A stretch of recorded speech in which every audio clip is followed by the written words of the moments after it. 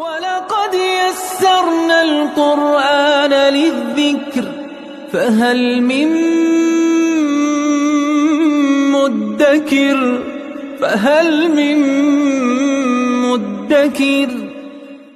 اعوذ باللہ من الشیطان الرجیم بسم اللہ الرحمن الرحیم الحمد للہ رب العالمین وصلی اللہ علی سیدنا و نبینا بالقاسم المصطفى محمد وعلى آلہ الطیبین الطاہرین المعصومین اما بعد اعوذ باللہ من الشیطان الرجیم ومن لم يستطع منكم طولا أن ينكح المحصنات المؤمنات فمما ملكت أيمانكم من فتياتكم المؤمنات والله أعلم بإيمانكم بعضكم من بعض فانكحوهن بإذن أهلهن وآتوهن أجورهن بالمعروف محصنات غير مسافحات ولا متخذات أخدان صدق اللہ العلی العظیم۔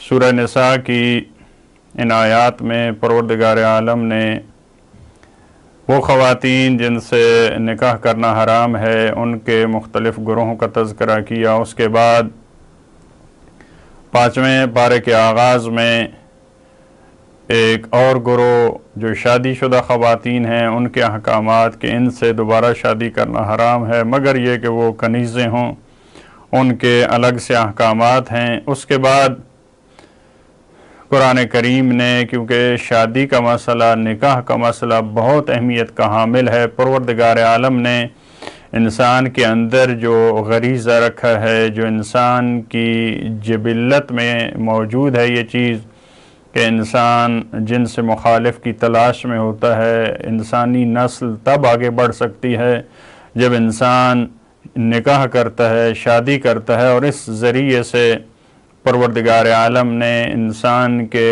تکامل اور پیش رفت کو قرار دیا ہے۔ تو ان میں سے ایک حکم جو قرآن کریم نے بار بار جس پہ تاکید کی ہے وہ شادی کرنے کا حکم ہے، جس کو روایات میں بھی اور اہل بیت علیہ السلام ختمی مرتبت کے فرامین میں بہت زیادہ اہمیت دی گئی۔ تو شادی کے احکامات بیان کرنے کے بعد آیت نمبر 25 میں فرمایا وَمَن لَّمْ يَسْتَطِعْ مِنْكُمْ طَوْلًا أَن يَنكِحَ الْمُحْصَنَاتِ الْمُؤْمِنَاتِ، فرمایا کہ اگر کسی کے مالی حالات اس طرح سے نہیں ہے کہ وہ شادی کر سکے، طولاً بے نیازی کو کہتے ہیں، مال و دولت کو کہتے ہیں، لیکن اگر کسی فرد کے پاس قدرت اور توانائی نہیں ہے، ویسے دوسرے مقامات پہ قرآن کریم نے فرمایا ان یکونوا فقراء یغنہم اللہ من فضلہ، کہ اگر انسان کے حالات اچھے نہیں ہیں، اگر وہ شادی کرتا ہے تو پروردگار اس کے حالات بہتر کر دیتا ہے۔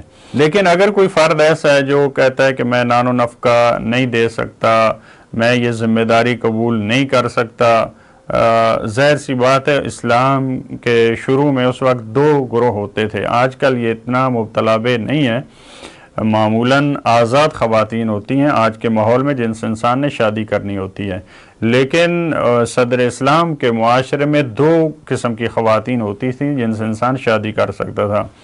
ایک آزاد خواتین تھیں، حرائر تھیں، اور ایک کنیزیں تھیں جو جنگ سے معمولاً یا اس ماحول میں اس شرائط میں اس طرح سے، تو قرآن کریم نے بھی ان کے احکامات وضع کیے الگ سے۔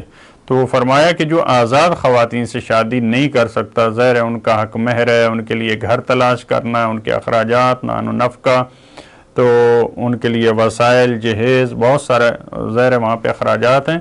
جس انسان میں وہ ہمت، اور خصوصی طور پہ وہ اسلامی معاشرے کے جو حالات تھے ان کو مد نظر رکھتے ہوئے، کیونکہ آپ دیکھتے ہیں مولا کائنات جیسے افراد، امیر المومنین، وہ اپنا ضروری سامان، اپنی زرع اور یہ چیزیں بیچ کر انہوں نے شادی کا بندوبست کیا۔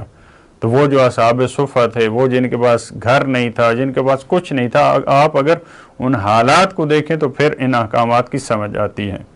لہذا فرمایا وَمَن لَّمْ يَسْتَطِعْ مِنْكُمْ طَوْلًا أَن يَنكِحَ الْمُحْصَنَاتِ الْمُؤْمِنَاتِ، وہ جو حالات کی وجہ سے، جو فقر کی وجہ سے، جس میں یہ استطاعت نہیں ہے کہ وہ آزاد خواتین سے نکاح کرے، مومنہ آزاد خواتین.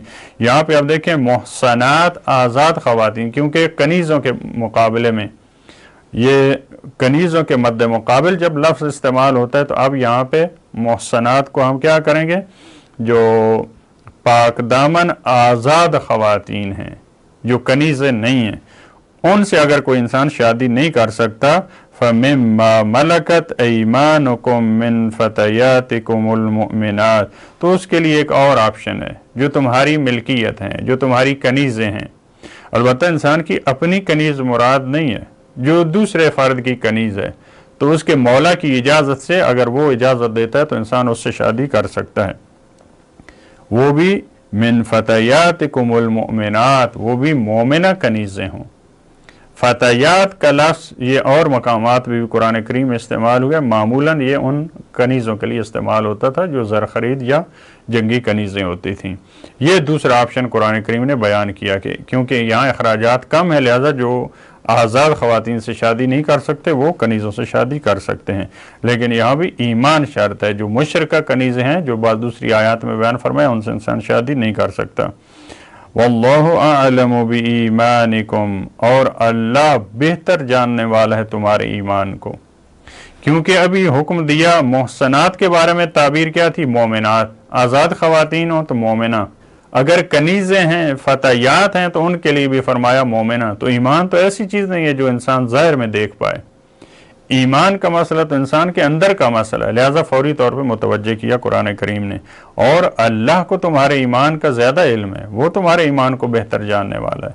لہذا تم ظاہری احکامات جو اسی پہ عمل کرو. ظاہری طور پہ اگر دیکھتے ہو کہ کوئی انسان جو ہے وہ عمل کر رہا ہے احکام اسلامی پہ، تو اسی سے آپ شادی کر سکتے ہیں. بعضکم من بعض، یہ ہم نے آپشن دیا ہے، تو اس کا یہ مطلب نہیں ہے کہ کنیزوں کی کوئی ویلیو نہیں ہے. تم بعض، تمہارے بعض میں سے ہے، تم ایک ہی بشر سے ہو، تمہارا ایک ہی رشتہ ہے، تم سب انسان ہو، انسانیت میں تم برابر ہو.